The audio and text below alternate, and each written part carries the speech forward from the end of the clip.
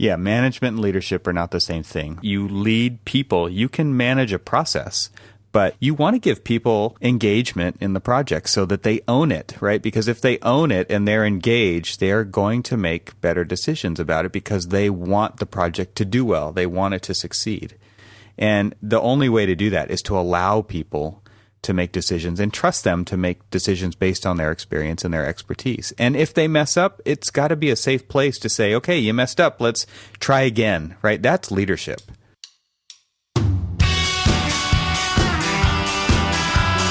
Welcome to ArchiSpeak, a fortnightly podcast about all things architecture. My name is Evan Troxel, and I'm one of your hosts along with Neil Pan and Cormac Phelan. Have you ever wondered what it's like to work in the profession of architecture? Have you ever worked with an architect? Have you ever wanted to be an architect? Maybe you're in school and don't know what you're getting yourself into, or perhaps you know exactly what it's like because you've been working in the profession for a long time, and you know that the more things change, the more they stay the same. Or maybe, just maybe, you're planning on changing the world. Join us as we have a casual conversation about our passion, architecture. It's time for some ArchiSpeak.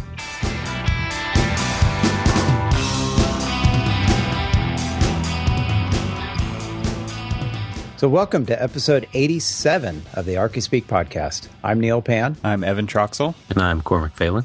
And this episode of ArchiSpeak is sponsored by ARCAT. ARCAT is an online resource for all of your building product needs. Check out all the features they offer at arcat.com. Another sponsor is David Brown International. DBI is a professional recruitment and consulting firm for the architecture and interior design industry. Visit them at www.dbifirm.com. And we're also sponsored by Drobo. Drobo is a family of safe and expandable, yet simple-to-use smart storage devices. Drobos are designed to protect your important data forever. Visit www.drobo.com to learn more. And we'll talk a little bit about each more of them later in the show. But first up, we have a quick announcement to make. That's right. We are now on Google Play Music. And so we'll have a link to that in the show notes. You can also find it on the website on our About page. And that will take you directly to the ArchiSpeak podcast feed where you can then stream the music off the Google Play Music store. So all you Android users out there who are on the Google Play Music store, you can check us out. Just search for ArchiSpeak podcast. And I'm sure it will pop up. And like I said, we'll have links to that if you can't find it. So we have a direct link in the show notes. You can find the show notes at our website. Sign up for those on the right side of just about every page on the site. You enter your name and your email address. You will only get show notes when we release new episodes. We respect your privacy, and so we're not going to send you spam. So go ahead and sign up for the show notes. You'll get all the links that we post that go along with all of the shows that we do so that you can click those and follow along with us as we do the show. And that's it. So last week we talked about, the title of the episode was I Quit, and it was about why people leave firms. And so this week we wanted to follow that up with a show about what it takes to keep people at firms. So we wanted to talk about retaining employees. So how do you keep employees? Well, we've got several links, and they'll all be in the show notes, as Evan just mentioned how to get those. But the first one I think I wanted to start off with is one called tech.co. It's called 15 Tips for Keeping Your Best Employees. And we won't necessarily go through all of these, but it's just kind of interesting to read through how there's a lot of similarities. Actually, we've got several of these links, and I think one of them was what was it? It was don't micromanage. That was it. This one's listed on several of the sites that we're going to be referencing tonight, and I think that's an important one. How to keep your employees is don't micromanage them. Let them make some decisions and figure out how some of this is done on their own. I've had a lot of experiences with micromanagers. I think it's natural for people to feel like, I've had the right answers for so long. I'm going to make sure that those continue to happen, right? Because people get rewarded and they get moved up in firms for performing well. And so then I think they start to take that to kind of an extreme and make sure that everybody else is performing well with the same recipe that they used to get to where they are. And so they're trying to kind of mentor and teach that, but they kind of go about it in the wrong way where they're not really trusting the people who are working for them. And so that's when that micromanagement, I think, starts to creep into the picture. Yeah, I think that kind of overlaps because, you have architects who are most of the time naturally, type A personalities or, have got just this control issue that they have over a project and the way things are done and stuff. And so they want to make sure, as you said, they want to make sure that, what was successful in the past continues on. But the one thing that they never really seem to learn throughout that whole process is how to either lead the process or mentor the process. And how do you go from basically kind of directing a project to get done to leading that project to get done? And that's kind of where I was going with it, is just, micromanaging and leading are two completely different things. Yeah, management and leadership are not the same thing, right? You lead people. You can manage a process, but you want to give people engagement in the project so that they own it, right? Because if they own it and they're engaged, they are going to make better decisions about it because they want the project to do well. They want it to succeed. And the only way to do that is to allow people to make decisions and trust them to make decisions based on their experience and their expertise. And if they mess up, it's got to be a safe place to say, okay, you messed up, let's try again, right? That's leadership. Yeah, because, any project manager, who is directing a project to get, from point A to point B, and they can pull out their little kit of parts of their book, and they, let me flip the page and say, okay, we should be here. We're not here yet. We need to get here, and here's how we do it, kind of thing. That's a way to get the project from point A to point B, but is that a way to get the people who are working on the project from point A to point B and have them learn, have them grow with it, have them feel a sense of, responsibility? You said it perfectly, how to, keep them engaged in the project.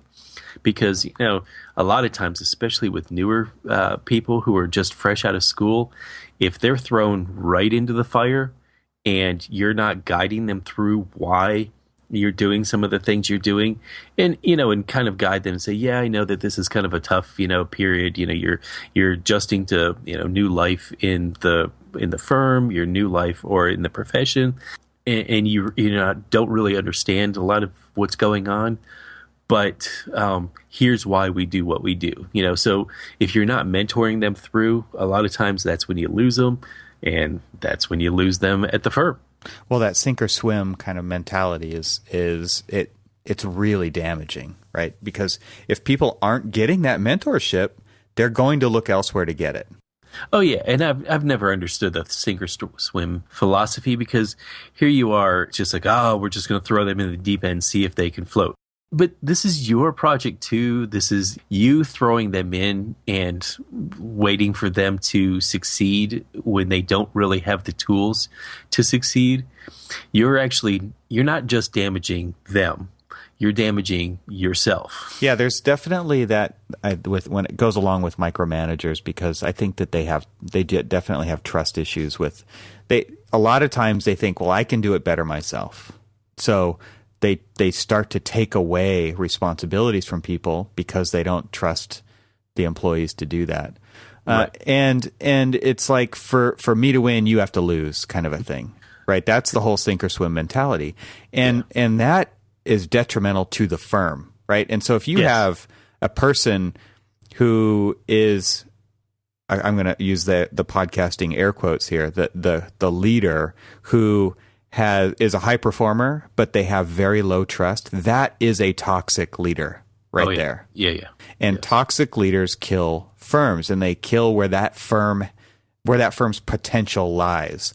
And so it really, I like to look at all of these kinds of situations from a parental standpoint. Having kids really does change your outlook on how to handle these kinds of things. And I feel like when I look at my kids, like, I don't want them to make the same mistakes that I did, so I'm going to help guide them, but I also want to let them make mistakes so that they know what not to do. And so it's a safe environment for them to do that. They're not going to get reprimanded every time that they mess up. Like, that's just part of life. That's part of architecture, is messing up and learning how to deal with those mistakes. If we never learn how to deal with those mistakes, that is when you're just going to end up either losing the client, losing the project, or something, because you're creating a place where it's that toxic place where people can't exist. They're just going to leave the company if they realize that that's the situation that they're in. You know, part of this, that toxic sort of environment, I think one of the other items on one of the list was stating goals clearly. One of the struggles sometimes that I've encountered myself is that when given a task, right, there's no direct kind of communication. Like, there's an expectation of what the goal is, even if it's just, hey, I need you to input this plan or something. And it's like, okay, yeah, I'll go do that. But then there's no like, maybe that should take you a day, or maybe that's 2 days of work, right? Because you may go off and you may get distracted on something else. Somebody asks you to, and suddenly 2 days go by, and then that person comes back and it's like, well, why aren't you done yet? Well, you didn't tell me it needed to be done. Right. And so, and now there's this feeling of, well, gee, I'm not good at what I do, or there's some trust I can loss. never please you, kind of a thing. I can't please you, yeah. Right. And so, because you never set the goal to begin with, so by stating, clear expectations are huge, and, yes. Anybody who has a significant other knows exactly what this is. Like, when my wife, it took me a while to learn this, but when she wants something, when she asks me for something like, "Can you please get out the toaster?" It's like, because this came up this morning, right? It actually means right this second. But she doesn't state the expectation. Like, I would like the toaster out, and then if you don't move within 3 seconds, it's like, I'll just do it myself, kind of a thing. And this comes up all the time in the office. It comes up at home. And so, like you're saying, Neil, if there is a goal, but there is not the expectation of when or what the timeline is that's associated with the goal, then not having that clarity leads to potential points of failure. Right. And if you're the employee, then it's up to us to ask. Say, if the task is given, say, okay, when do you need this? When do you expect to have this back? Or what's the deadline on this? So part of this is also to engage yourself in there, and that'll help. And then hopefully the employee's listening, and they're like, oh, okay, I failed to do this time. So if you want to maintain your employees, think about that and offer that, but state those goals clearly. All right, so coming at it from a slightly different view as a project manager who basically has to kind of create a series of milestones throughout the course of a project, depending on when your deliverables are due, when, and then obviously it's a kind of a readjustment depending on, like, say, for instance, and I'll give you a real-time example of the project that I'm working on. And every time we turn around, the clients are asking us for additional, graphics or information, because they're trying to deal with the local community who is, interested in the project, and they need to see, images or information on it. And you really can't kind of create, hard deadlines and things for that. Or you've got, different funding sources that you have to go to, and you've got to give, tailored presentations and things like that. So you have like kind of these shifting bits of kind of like milestones or deliverables. But then you have your overall deadlines that are set in stone, that, this is when you have to get it done. And then, then I'll go in and then I'll kind of like overlay a series of internal deadlines that I know we need to meet so that we can stay on track and stay on path. So when, I spend all this time doing, basically subdividing the project out in time, in relationship to time, when I'm assigning tasks, I'm also assigning expectations of, okay, I'm telling you, Neil, that you need to work on all of the floor plans. And it's not just, the floor plans, but it's, enlarge plans and, plan details, blah, blah, blah, whatever. No way, man. I quit. I'm out of here. And so when I do that, I'm telling you when it's due, but I'm expecting you to manage your time to be able to get all of the tasks that are both assigned and the few hidden, unassigned things that are part and parcel to having a successful floor plan and all those other things that you need to do to kind of get the job done. So there's a bit of kind of a expectation from the project managers that they don't have to spell everything out for you, that you're going to be professional enough to kind of figure out everything. And I guess in a way that, to me, it goes back to this whole, not throwing them into the deep end and hoping that they can swim, but sometimes they sink. It's throwing them into the deep end, seeing what they can do, but being there to kind of help guide them to swimming. You're right there. You're right there, ready to throw the floaty. Exactly. And sometimes I've failed miserably at doing that. And it's a learning process for me, especially being a successful project manager. It's been, there's been times where, I've either misread somebody's, eagerness to learn with their willingness to work, or vice versa. It's just, there's so many different little nuances of things that, just listening to Neil, you kind of explain things about expectations and setting tasks. And, it's just like, well, I really didn't finish because you didn't tell me when I should be finished. Sometimes I'm looking at that as, that's not the right answer. The right answer is I gave you the task and you should just do it and get it done as quickly as you can. I think that there's definitely a normal kind of, you're on a project that, for me, the way that I kind of, I guess, align my viewpoint with what Neil was saying was, there's like this normal project that I'm working on day to day, and maybe there's a weekly meeting and you're doing all the tasks that have to be done that week. But then, like, out of left field comes this PIC with a little pet project, and they want to do this thing, and they're like, hey, can you do this for me? And you're like, yeah, sure, of course I can do that for you. Cool. And then they walk off, right? Then they come back in an hour. Hey, is that done yet? Right? Like, this is the kind of stuff that this is what, the conversation is so quick, and we all are eager to help people out. I think it's just kind of in our nature. Like, yeah, of course I can do that. Like, I totally, that's totally my wheelhouse. I can take care of that. I can do a rendering. I can pull up a Google Earth image. I can do whatever you need to do. And then they walk off, and then they're like, so is that done yet? Right? That was that. You would just push the easy button for that one, right? And so I feel like a lot of times there is not enough communication from that higher level of what the expectation is of when something needs to be done. It just happens a lot. It's funny.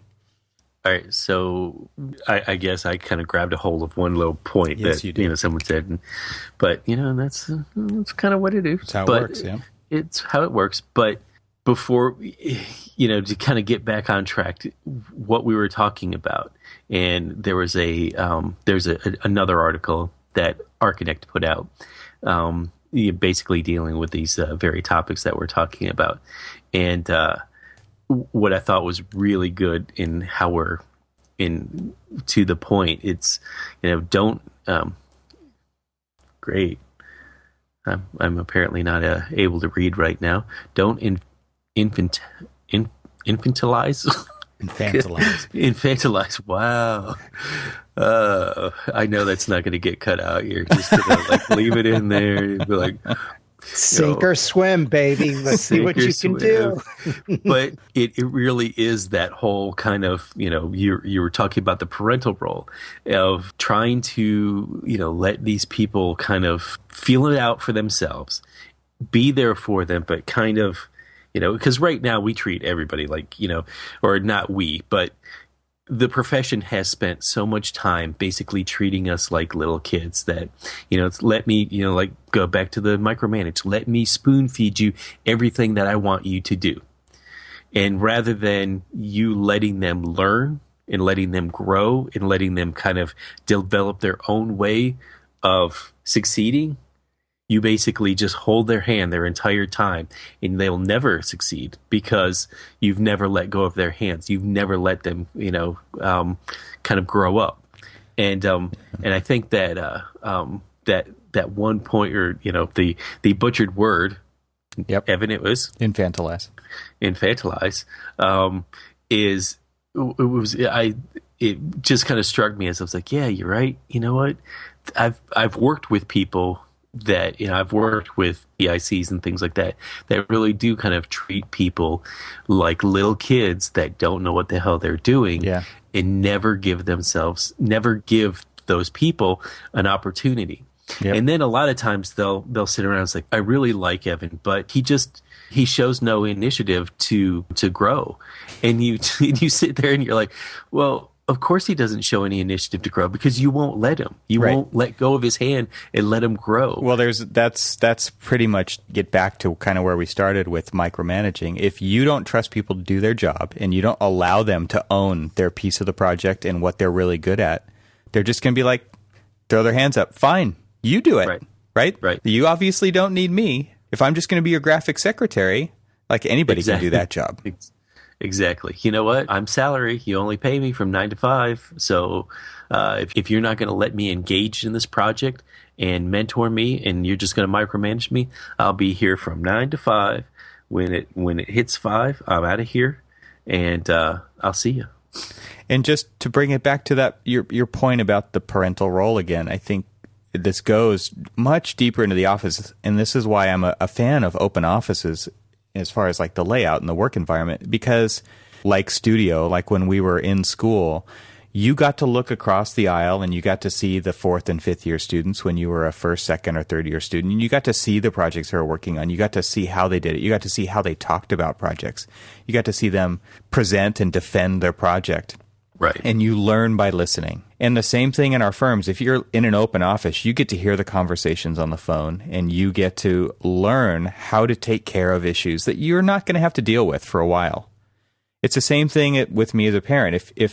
If I want my kids to learn about money, I'm going to talk about finances, and we're going to talk about our family finances out loud. It's not like I'm going to keep all this information secret, because if you do that, right, we all know what happens. Nobody learns how to run the business. Right. And so, again, giving people just the ability to learn about how to run an architectural business is a great way to retain talent, right? Because they are learning how you do it, and they're going to learn like what works, what doesn't. We're going to learn together.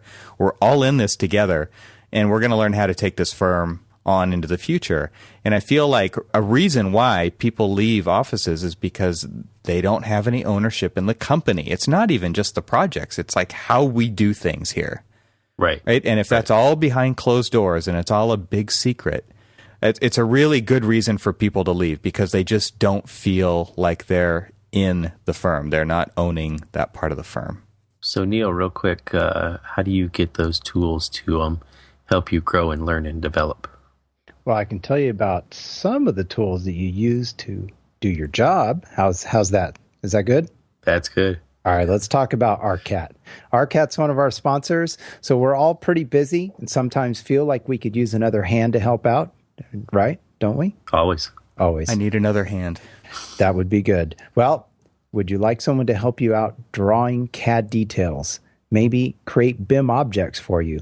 Maybe write even specifications? How about if this quote-unquote assistant would do all this work for you free? ARCAT is your answer, and ARCAT has already done all of this work for you.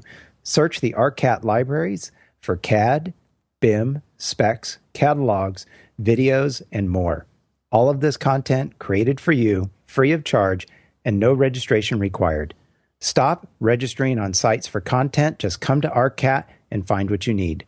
ARCAT has created a website devoted to you, the building professional, to find building product information fast and hassle-free. Check out ARCAT today at arcat.com. That's ARCAT.com. And thanks for ARCAT for sponsoring this episode of ArchiSpeak. I took your advice, Neil. I used ARCAT today. Yes. And you found what you were looking for. Had to find right? some site furnishings and spec section 12, man. That's where it is. Check it out. site furnishings. I had to find some picnic tables for the elementary school I'm working on. That's awesome. Yeah. So there they were. They were right there. Faster than Google, right? Faster than Google. It was cool. Yeah. Well, what I like about this is that once you do find that, there's all the supporting material that will go with that. You know, who makes it. You just do a random Google search. You may find that image or that model piece that you need, but rarely is like all the specs and everything else. It's all interconnected with ARCAT. So I like that feature, and what they do there is very helpful for all the building professionals. There you have it. Yeah, we really appreciate them sponsoring, and everybody go check out arcat.com. So guys, one of the things I think that I think if you want to retain your employees, I think we've already mentioned mentorship, but I think also as well, keeping people engaged and being flexible. So flexibility could mean, work hours, or if everybody's cramming for, several days in a row, then, maybe that Friday people take off, right? If you've got your 40 in or whatever, and you've met your deadline. So, I think some firms do this, but I think it's being flexible and then keeping your employees engaged, and so that they're not feeling bored, right? Well, I think that might be a little. I agree that there's similarities in what you're saying, but I think flexibility and engagement, as much as they go together, I think that might be two completely separate topics. Well, they are listed separately. I kind of set them together, but they're both no. What I mean is there's, because I think flexibility, especially in office environment and stuff, it's going to be a huge factor in the future of retaining your employees, because gone are the days, and I think we're slowly seeing it in larger, more established firms. And to be quite honest with you, even some of the smaller firms are still really holding on to the bodies in the seats. Yep. And we've talked about it before. But how much does that really help in productivity? And so I think that the flexibility, especially in work hours or where they work from and things like that, are going to be huge. There really are going to be huge things that firms are going to have to take a look at, because you've got the comp time and things like that we've got comp time, but we also have, paid time off and all these other things. But how are we when it comes to working remotely and things like that? And I agree. I think that flexibility is a huge piece, especially of what the next generation of employees are looking for. Yeah. And so there's a lot of people listening who are probably rolling their eyes right now, like, oh my God, I can't believe we have to bend over for these newcomers. And honestly, it's a full-on culture shift. It is not something that's just going to be affecting architecture. It's going to be affecting everybody. Oh, sure. But I mean, why would we not want to, have the flexibility, even the old timers? I mean, God, if we had to dust Neil off. Because it's change. Yeah, it's just change though. Right. Yeah, it really is. It's well, that's not the way that I worked. I mean, the way that I worked, we came in here and we chained ourselves to the desk and we just kind of cranked it out until you don't retire, right? You die at the table. Exactly. Hey, you stole that. Thank But this is exactly it. I mean, we how we work now is so different than how we worked 20 years ago, but the workplace is still treated as if it were 20 years ago. If you were to ask anybody, like you said, 20 years ago, 30 years ago, how they worked versus how they view the way we work now, guarantee they're like, it's totally different. You guys have it easy now. Well, the difference is they can't smoke in the office or drink in the office anymore. Right? Wait, damn, what? What? Can't drink in the office anymore? Oh, okay. Who said that? I'm going to note. From here on out, I will not drink in the office anymore. But I think it's more than just flexibility of schedule. It's also flexibility in career paths. I mean, if you are forward thinking, you're going to have to start to bend the traditional job titles in architecture to meet the challenges of tomorrow, right? They are not going to line up the same way that they have lined up. And so we have to allow people to write their own career paths. We have to allow people to define those for themselves. And they're going to be able to accomplish things that we don't even imagine if they're able to do that. Total side thought here, but do you think that's why IDP is being changed to AXP now, the Architectural Experience Program? I think it might be part that. It's also just to get rid of that word intern, right? Because there's so many people who are unlicensed but have been in the industry for so long that is a more politically correct way to say it, I think. Well, yeah. But I think what it does is it kind of also gives you the flexibility of, guiding your career into whatever different path you want. That's true. Yeah. Because, you may see, yeah, you're right. There are people who've spent a really long time in this profession without a license, and it is kind of embarrassing sometimes to be called intern when you're so long in the tooth. However, you know somebody like that? Shut your pie hole. He's working on it. But anyway, so what'd you say to you? What'd you say, Evan? Totally derailed me. I think in turn, let's move off of flexibility and get into the engagement, because when you talked about both of them and you almost put them together, Neil. I think in a way talking about them separately, even though they can be part and parcel of the same thing. I think talking about engagement, talking about the career paths, letting them kind of learn where they feel like they fit the best helps them, really kind of grow towards something that may fit a need. So say, for instance, you graduate and you feel more aligned with sustainability, and there's a need in your firm for people who are sustainability experts, who become your lead gurus, or the people who kind of help guide projects through sustainability. Well, a lot of times project managers can't do everything, so they need spec writers. They think they can, though, don't they, Carmen? Yeah, sometimes they think they can, and it gets them in trouble. But that's a different topic altogether. Yeah. We need to have one called the success and failures of project management. There you go. But so you've got all of these areas that people can specialize in that probably in some cases will make them far more happier. It's just like I'm not really strong at this part of the process or that part of the process, but I really like this, and to kind of help them develop into that one. Maybe the Architectural Experience Program, kind of helps them learn to say, I'm going to shine in, CA, and maybe this is where my firm really needs me. And, if not, maybe I can create that for them to, one, help them streamline the CA process, save more money, because obviously we never really have enough money when it comes down to CA, because we've already spent it on other things. So how do we make CA more profitable and things like that? This is just kind of, so how do we check in on what people want to do?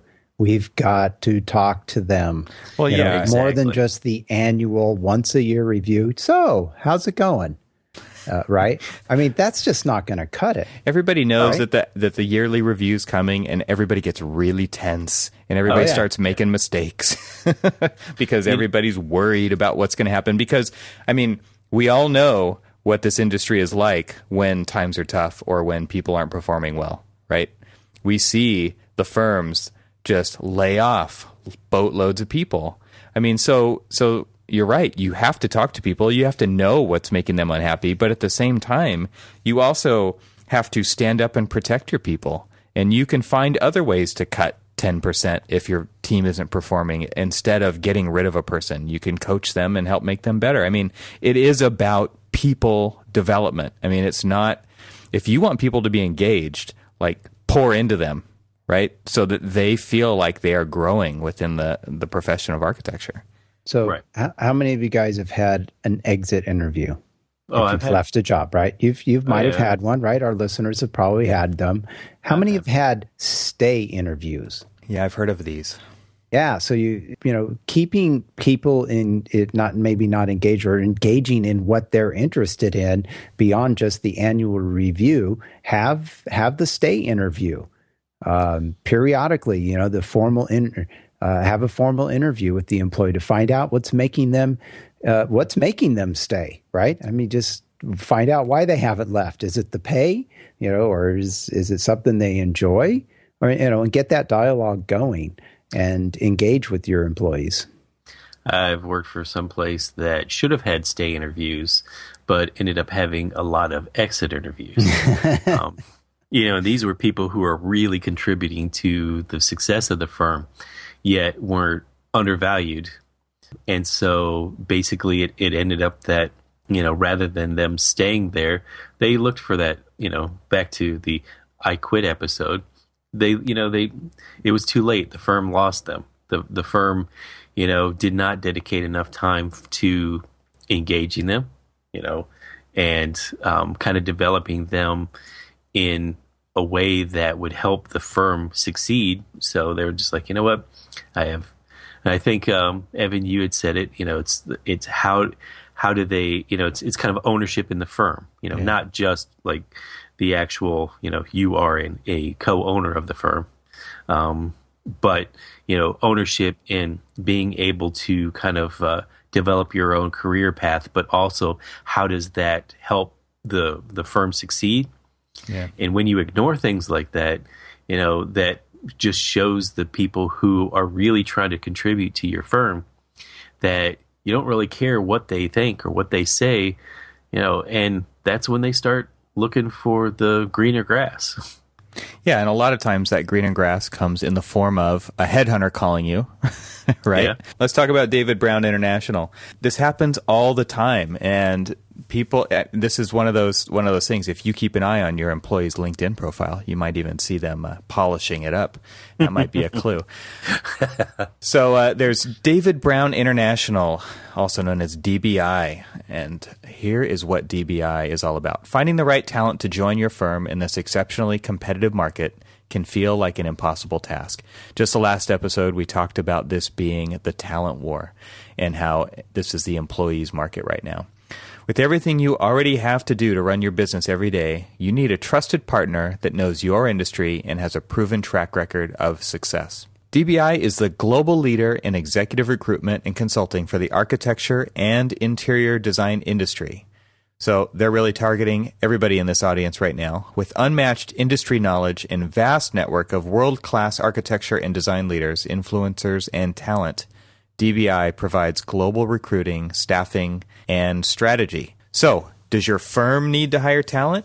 Is your in-house HR team looking for support? Or perhaps you want to build a brand designed to attract talent on your own? DBI understands the importance of having the right design talent in the right job at the right time. Their professional team ensures that every search is tailored to the specific needs of your firm. DBI is dedicated to delivering the highest quality results. Whether you're an architecture or design firm interested in finding your next great hire, or you're an architect that is looking to make their next career move, DBI is the right partner to help you find success. Learn more and contact the team at DBI today at their website, www.dbifirm.com, or you can call 888-774-9161. At DBI, placement is everything, and if you decide to contact DBI, give Zach or Don or David a shout-out from the ArcaSpeak crew and let them know that you heard about them right here on the ArcaSpeak podcast. So thanks, DBI, for sponsoring. All right, so I wanted to bring this back to something that one of you guys mentioned before we jumped into that little commercial break there, was about developing people. And this is something that I think a lot of firms suck at. They struggle with this. They don't like to develop their people because they feel like as soon as they spend that money, and it does cost money to develop people, to train them or whatever. There's all kinds of different ways to develop people. They feel like they're just going to take those skills and go somewhere else. I tend to look at it a different way, though. I feel like, again, this is a retention issue. And if you develop your people, they're going to be more likely to stay and use that information for your own strategies. Because if people are growing professionally, they are going to feel like they're taken care of. So if they're getting training, whether it's in software or if it's in the profession or if it's some type of professional development, you're not only investing in them. I mean, it says a lot when you invest in your staff. I mean, the humans in your business, the HR, right? They are the most valuable part of your business. And I think people who are highly employable know this, right? They know that they have a lot of power, right? And so that's why they can go out and get a job somewhere else, and they're not really going to skip a beat. And this is why firms really have to pay attention to who those people are in their firm. You really have to narrow in who are the people that we need to really cultivate that talent, cultivate it, and keep it on our team. If they happen to go somewhere else, you can't look at that as a loss as far as investing in them for their professional development. I mean, you are then just giving back to the profession. The profession is getting better, which is in turn going to make your business better. So I don't look at it as I don't want to invest in our team because they're just going to take it and go somewhere else. I want to invest in the profession because our profession needs it. I mean, we all can see this, right? Yeah. Our profession severely needs to level up. And you can tell just the way that public perception and comparisons to other professionals out there, as far as, just stature in our society, this is something that we really need to work on. And I feel like we're kind of shooting ourselves in the foot by not helping team members in our own companies get professional development. The thing about that is that it goes back to what you said earlier about trust. I mean, if a firm isn't willing to invest the time to develop someone because they're worried about them taking that knowledge base and moving on to somewhere else, then they don't really necessarily trust their employees. Yeah. That's a bigger problem than just, that employee wanting to, up and move. That it's a studio culture that is already broken and is either going to be really hard to fix or not going to be fixed at all if you can't trust your employees to basically stick around after they've been trained to kind of do it your way. Because, here's where we go back to that, that engagement of trying to figure out, how are we doing? A lot of times we have this, we're going to have this yearly, we're going to review you. Well, why not have this? And we have it actually at our firm. We have a quarterly review. Well, the quarterly review isn't just to say, well, Neil, you've been doing a great job. We're glad that you've joined us. Appreciate that. But in turn, we want to hear what Neil thinks about us. How are we doing? Are we doing a good job? I mean, do you want the ArcaSpeak recorded version or the After Dark version? Could we get you another monitor? Should we maybe not make you work on Windows? Keep going. Sounding better all the time. But I mean, this is an opportunity. If we've talked about engagement, this is an opportunity for firms to not only, talk about the performance of the employee, but the employee to talk about the performance of the firm, and also not only just pay lip service and say, okay, tell me what you want or what you like or what you dislike, and then we just basically write it down and then toss it in the bin. No, this is an opportunity for them to really kind of shape the culture of the firm to make people actually want to stay there, to take the information that they're learning from these people and employ it into, the firm. Let these people actually help guide the future of the firm. They say, hey, I think we should do a couple of firm-wide outings or something. If they're the ones who are suggesting it, let them help organize it. Let them help become a champion of that particular thing, so that then they're like, okay, these people are listening to me. They're letting me, kind of run with this.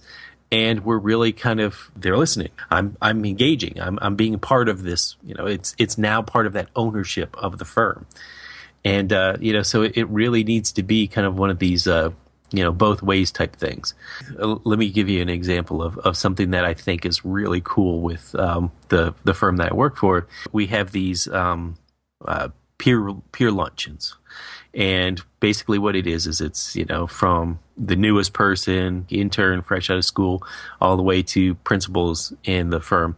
And they sit around, they talk about real-time things that are happening either in the firm or in the profession that they want to get everybody's take on it, everybody's thoughts, everybody's ideas. And, how do we, if it's, how do we, improve studio culture or something like that? And there's been articles about, studio culture. I mean, how do we stack up to, the leading people, the people that where you really want to work? I mean, how do we stack up to them? And what can we do better?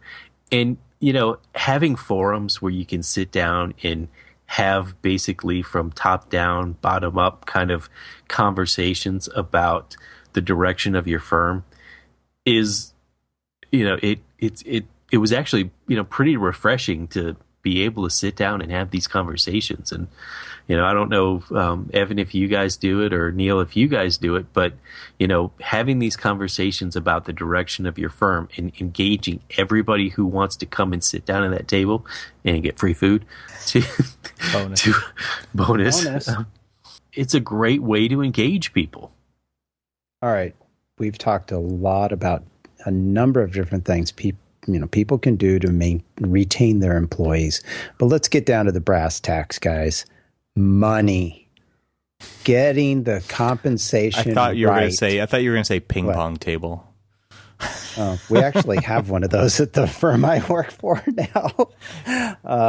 No, I'm talking money. Getting the compensation right, the best that you can all the time. Yeah, this goes back to, I mentioned it in the last episode, but what they have in that Netflix slide deck that we listened to last time, I guess we can link to it again. And I think that the article that you're going to be talking about here references the same thing. I mean, you pay people top of market. Just ask yourself, what would you pay them so that they wouldn't leave? And then pay them that right now. There's one of the articles, and I can't remember which one, but since we'll have links to all of them, the Inc.com one. Well, it was the one about, if they're coming to ask you for a raise, you may have already, exactly, it's too late. You may have already lost them. And most employers don't usually think about this, about being forward thinking on raises, and just say, hey, Neil, I know you haven't asked for a raise, but we want you to know that your hard work hasn't gone unnoticed, and that we're here to basically help you succeed in this firm, and we'd like to give you a raise. And different people speak different languages. I mean, there are people who want one big bonus a year. There are people who would way rather get $25 a week in a Target gift card. And there are other people who would rather have time off. And there are other people who would rather have a flexible work schedule. And it's, I think kind of the gist of all this is figure out what everybody needs. Right. And then do what it takes right now to do that. Don't wait. And that goes back to, don't just save your conversation about your firm and your employees to one time a year. Right. Talk to them all the time. And, quarterly is great. Hell, talk to them all the time. Off schedule would be great. Yeah. Not something that's planned out way in advance. Again, creating kind of that nervous energy. The reprimand is coming. We don't know because we never have these conversations. It's got to be a bad one, kind of a thing. And I always still go back to that. If you have to have a reprimand conversation, you missed something up until that point that's basically caused that person to either just stop caring or whatever. And so you've missed your opportunities to basically help them succeed. So now they've started to fail, and in turn you failed. So anytime you get to a point where you've got to fire somebody or let somebody go, I mean, there are some circumstances where, maybe it just doesn't work out. But there are times when, and more often than not, that, if you have to let somebody go, it's not necessarily about them.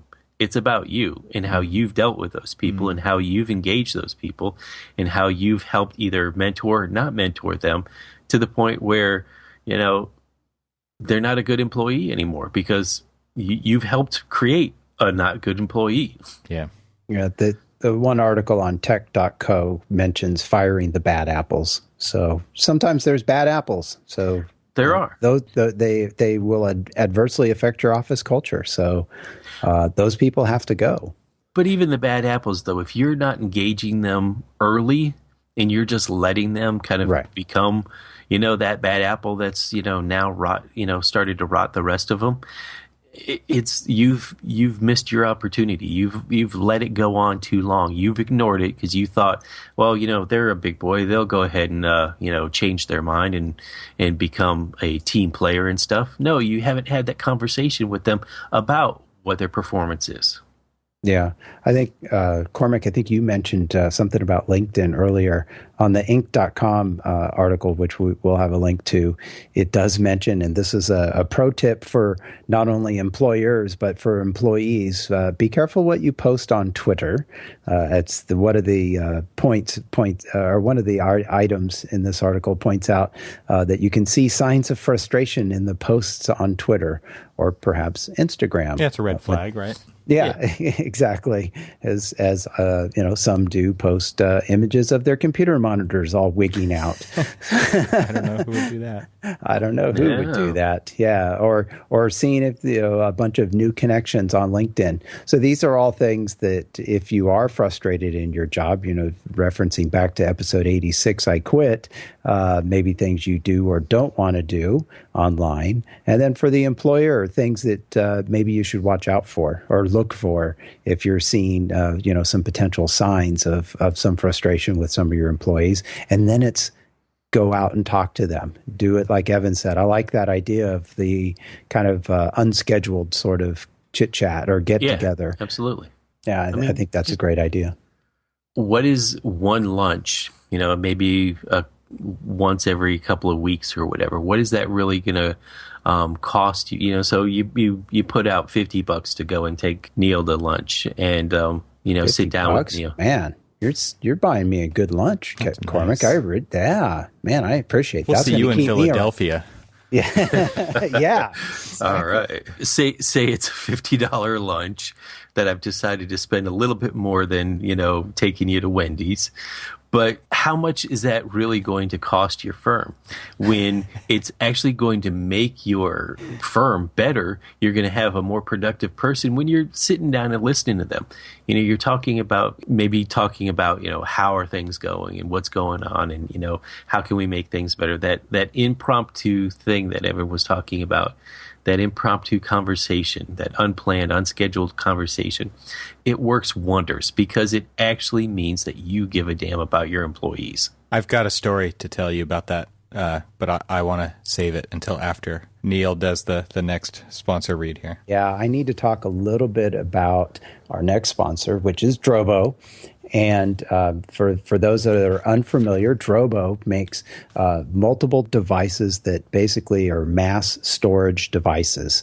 So you can store all of your data, access it from anywhere for most in some of the networked models. So what I want to talk about first is my own personal experience. Drobo sent me a unit to actually try out. So in the last episode, I told you that I think I had received it or was about to receive it. So I just want to talk briefly about the whole process. And one of the things I want to mention first up is and this seems kind of crazy, but the quality of the packaging.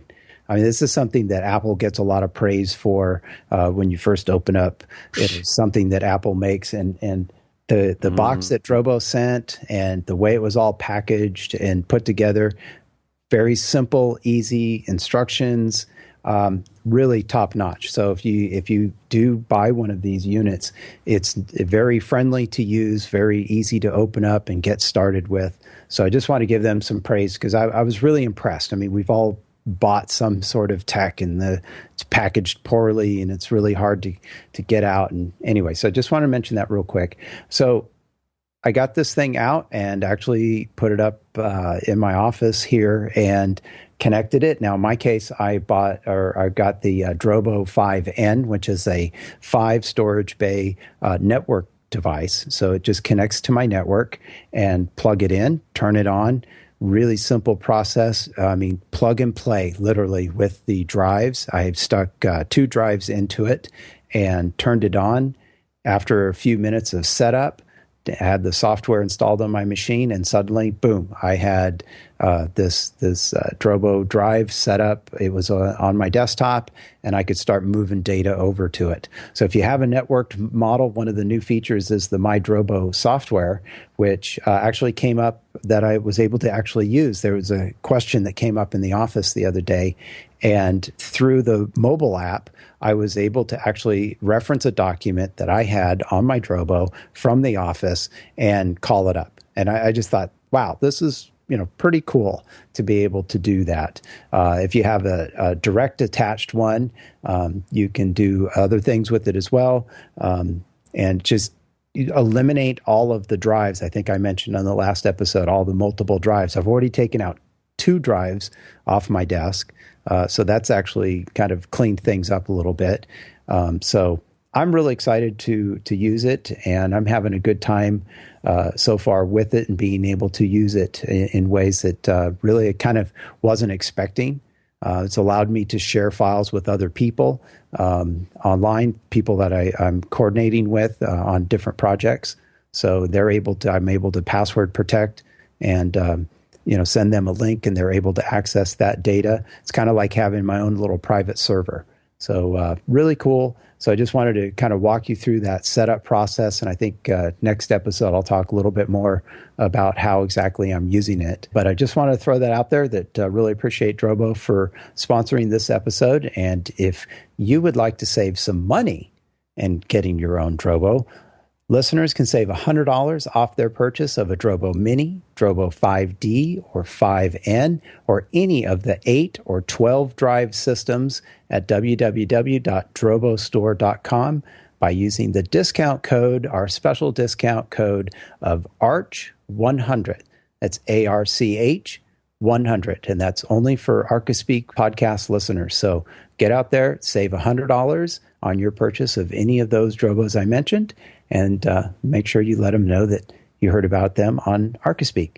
So, Evan, what did you have up for us? All right, so I had pulled one of the rare all-nighters that architects have to pull, and it was for a competition, like a design-build competition, and it wasn't just like one all-nighter. It was like 2 or 3 all-nighters in a row. It was just crazy. It was last minute, pulled in to design this convention center remodel.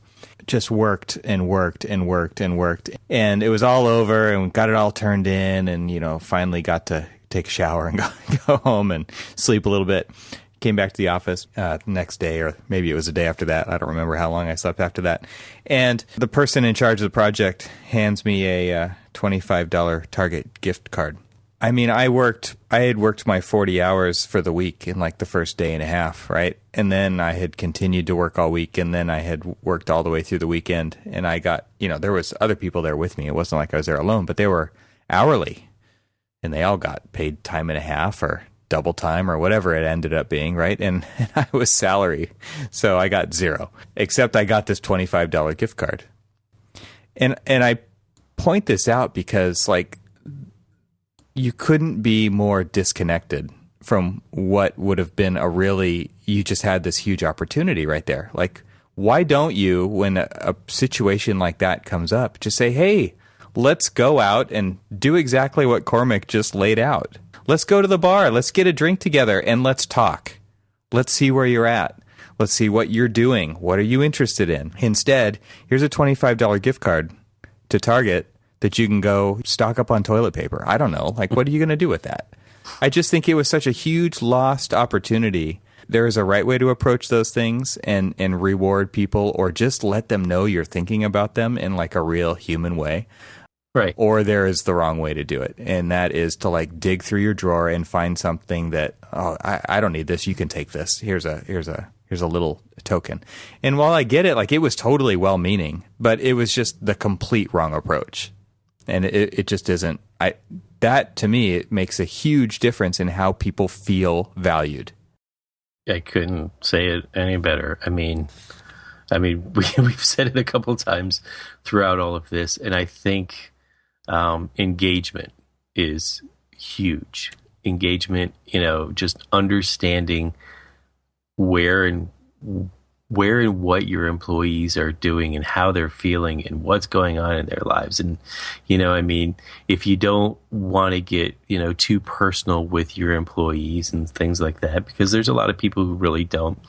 I mean, at least understanding where they're coming from and what, challenges they're facing and things like that kind of help. Sitting down and saying, okay, Evan, you just killed yourself over the past 2-3 days. You put in ungodly amounts of hours, which we think is amazing, and we really thank you for it. And, you did a great job. And instead of just saying, well, your salary, so let me just give you this, small token. And yeah, they did probably mean well, but, it was more of, I don't really know if they were really fully understanding who you are and what you do, because, it was just we got to do something. Yeah, and that's never going to get back. You can't give back what was already given Right. up by the employee, right? There's no way. Right. You can't give back 3 or 4 days of dinners with your family, but you've got to do something. You've got to do something that makes like a drop in the ocean. Like, you've got to do something that actually has some meaning. Maybe a Exactly. Starbucks card next time. Yeah. Just so you can stay awake and work harder. Yes. Click faster. Click faster. Yeah. One of the other items on the ArcaNet article is about withholding information. And I think that's important too. Being a little more upfront with some of the political and economic issues or realities that are facing the firm, I think is important to keeping people engaged, which is something we mentioned right at the very beginning, where people feel like they're a part of the process and can take some, I don't want to say responsibility, but put some skin in the game, or at least be aware of that people are going to care more and want to stay there. Where if you're completely in the dark, you don't know what's going on. All you hear is either, hey, we made some money, or, we're really tight. So, don't click too hard and break that mouse, right? Or something. We can't afford to replace it. I don't know. What do you guys think about that? Well, yeah, and it just referenced what I was saying earlier about allowing people to know what's going on. I mean, there's a reason people watch reality shows, right? They want to see behind the scenes. They want to see how the sausage is made, right? Everybody's interested in that. It goes the same for the employees in your companies. If you want people to take over the leadership of your company someday, they've got to know how it works. Oh, yeah. And the only way they're going to know how it works is from you. You're the person who has to show them how it works. And so while you might not want to spill all of the guts out on the floor right in the beginning, you definitely need to have a plan about how you're going to reveal this stuff over time and actually let that information out so that they know, right? Otherwise, it's just they are going to just not know what to do. And then the business is it's doomed either way. Isn't that the key to mentorship? Yeah. And you don't have to throw it all out. You said it best. You don't have to throw it all out there now. It's just take them through the steps, let them learn, let them kind of experience it a bit. And then maybe, release the next run of information and stuff, not like. Be strategic about it, I think. Be intentional, be strategic. There's so many different facets of running a business and stuff. I mean, you can't just immediately start running a business without all of the base knowledge of everything else that you need to do, because you really do need to be a good architect, or at least a well-versed architect. Yep. Before you start running your business, because if you don't, you're doomed to fail. So let them learn some of the basic things that they need to do to kind of get a project from point A to point B, like I keep saying, and then start to teach them how to run the actual successful business. Now you're a successful architect. Let me show you how to run a successful business. And it's we've said it so many different times. I mean, you're looking for your successor. You're looking for the person to take your job so that you can move up the ladder and then keep moving up to the point where you can successfully retire, and then feel very confident and comfortable that you're passing it off to the right people so that they can continue the legacy of what you've helped build. because you've helped create the knowledge base that they have and that they feel confident about it and they can continue to go on. And this cyclical, thought about how to develop somebody is a great way to approach your mentoring ship. Let go. Yeah. Trust. Again, I take it back to parenthood. I mean, it's not like I'm going to not develop my kids to be better parents than I could be. I already see the potential in them to be way better than me. Right? Oh, yeah. And if they get to that point sooner than I did, man, that would be a huge win for both of us. And I wouldn't be happier if that were to happen, right? Right. We should treat people in our companies the exact same way. We should not feel fearful that they are going to take our jobs. We should groom them to take our jobs as soon as they can, so that the company can go farther faster, right? That should be the whole point. And so if you can I can totally find another path for myself. I'm sure by the time it actually happens that I will be covered anyway, right? I will have my path already figured out where I want to go. But what I want to do is I want to help somebody else come in and get to that point that I got to so much sooner so that they can take it farther in their career. It's BS that people can't do anything in this profession until they're 60 years old. Right. It's stupid. Like, seriously, that is a huge detriment. I can't believe that we actually operate like that. Yet, this is the same story we see at firms everywhere. And then once people get to that job protection mode, 60-year-old job protection mode, where they're operating out of fear, this cycle has to be broken. And so I'm hoping that episodes like this, where we talk about retaining good employees, that we're doing it for the right reasons, and that we're trying to keep people from going somewhere else because we want them to take our firms to the next level and to take it places that we can't even imagine right now. All right. I think that sums it up pretty well. I think retaining employees is an important thing. We've talked about a number of things in this episode that will help you retain those employees. So let us know how it's working for you. If you're listening to this show, if you own a firm or are a partner in a firm. Or what are you doing? I want to know what you're doing. Yeah. What are you doing to retain employees, or what are you not doing that maybe you should be doing after listening to this? So please visit the website at archispeakpodcast.com for links to our catalog of episodes. You can also sign up for the newsletter that includes links to everything we mentioned in the episode. Between episodes, join the conversation by leaving comments at archispeakpodcast.com and on our Facebook page or through Twitter. Links can be found by visiting the site at archispeakpodcast.com. Before we go, we'd like to thank ARCAT. Visit them at arcat.com,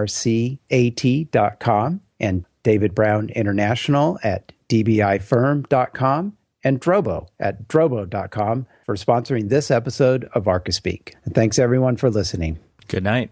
Good night. Good night.